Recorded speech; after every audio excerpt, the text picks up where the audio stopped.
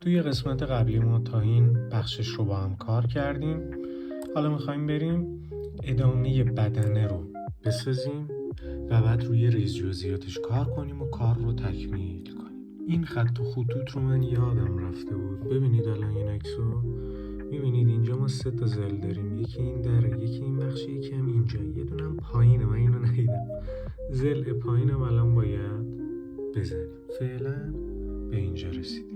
ببینید زل پایین دقیقاً اینجاست، ما اینو اصلا ندیدیم. الان بزنیم که کار تکمیل بشه. حالا که این زل رو زدیم نگاه کنید زل چیه، این خم پایین رو در بردیم تازه داره نما میگیره.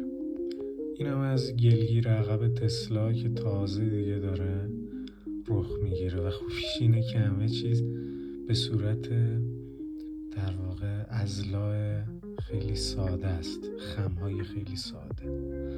اگر بخوایم در رنگهای دیگه ببینیمش میبینید که خیلی کار تمیز و دقیقه.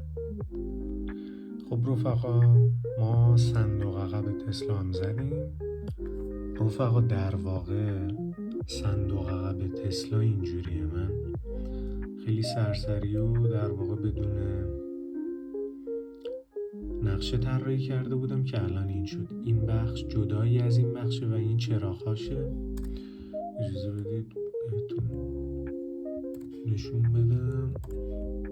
ببینید ایناش، این چراغاشه، خطر عقب، خود صندوق و اینجا کرکره‌ای میاد که باز و بس میشه. اینجا هم سقف و در واقع الواقی جزئیات. بریم برای ادامه کار تو جلسه بعدی.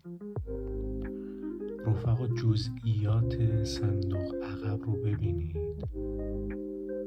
یعنی مو به مو بر اساس نقشه طراحی شده.